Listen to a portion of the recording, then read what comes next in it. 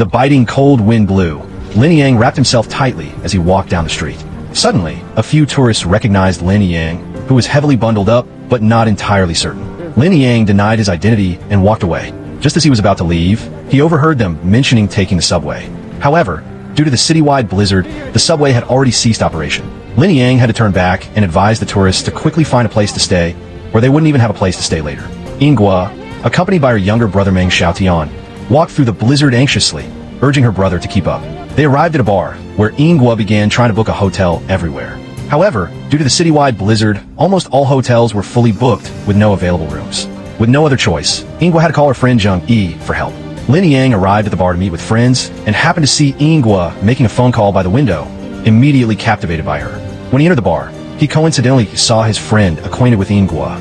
When Yinghua returned, Lin Yang and his friend had already left. Exhausted, Yinghua asked her brother to watch the phone and decided to take a nap. In her sleep, Meng Xiaotian woke her up. When Yinghua woke up, she found a cocktail on the table, with Lin Yang sitting beside her. Seeing Lin Yang's attentive expression, Yinghua became afraid that he might be a bad person and remained somewhat reserved.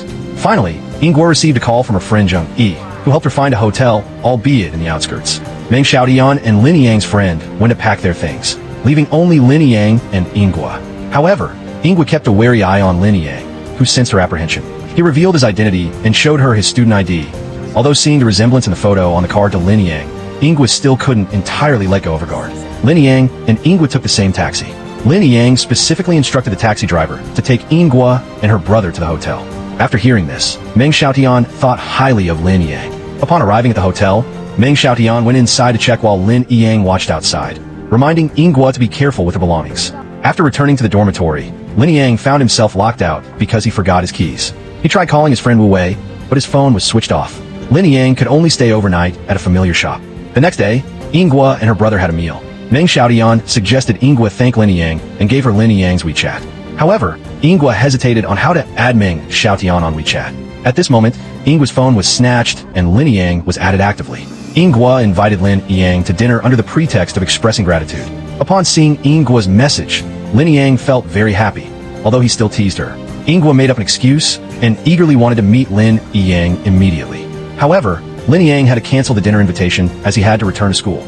Upon learning this, Meng Xiaotian wanted to go to the school to find Lin Yang, but Yinghua thought it was inappropriate and refused Meng Xiaotian's request. Yinghua took Meng Xiaotian to buy daily necessities, and Meng Xiaotian secretly booked tickets to Lin Yang's school. He took Yinghua with him, and Yinghua could only reluctantly agree. Lin Yang also saw a photo of Yinghua playing billiards, which piqued his interest in her. When Yinghua and her brother arrived in the city where Lin Yang's school was located and tried to contact him, they found out that Lin Yang had unexpectedly returned to the city where they originally were. Since Lin Yang didn't return to the city where the school was located, he missed Yinghua and her brother. So, he had a classmate take Meng Xiaotian on a tour of the school.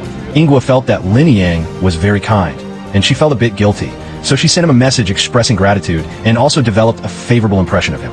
As Yinghua had been busy with training and couldn't accompany Meng Xiaotian, he deliberately complained, asking Yinghua to go out for dinner with him. Originally, Yinghua wanted to spend quality time with her brother that day, and Meng Xiaotian had already booked a restaurant in advance. Yinghua immediately recognized it was near the bar they had visited on the night of the blizzard. When they arrived at the restaurant, Meng Xiaotian revealed that Lin Yang had already reserved a table inside.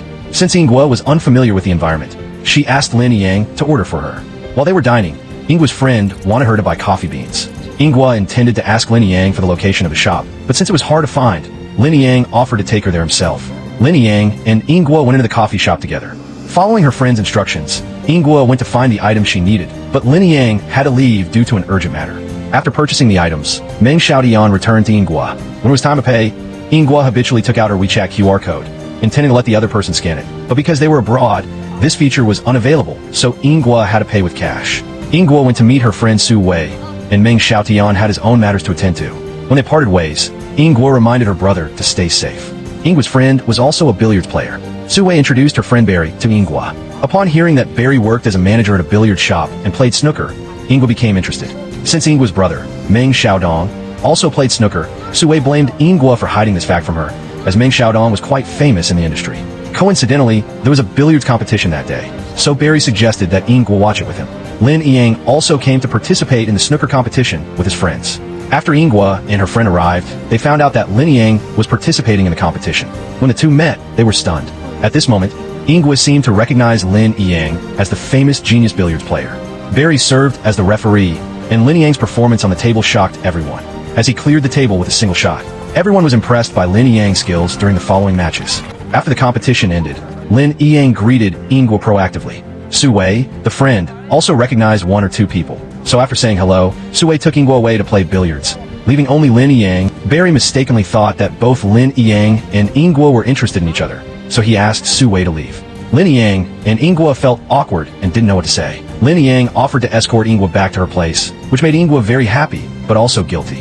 On the way back, neither of them knew what to say to ease the awkwardness. Ingwa kept looking for topics, and Lin Yang finally mentioned that he was here this time to participate in the 9-ball Open Championship. Feeling very hungry, Ingwa asked her brother to buy pizza for her. Lin Yang saw the message and proactively invited Ingwa to dinner. If you love the story, subscribe for the next episode.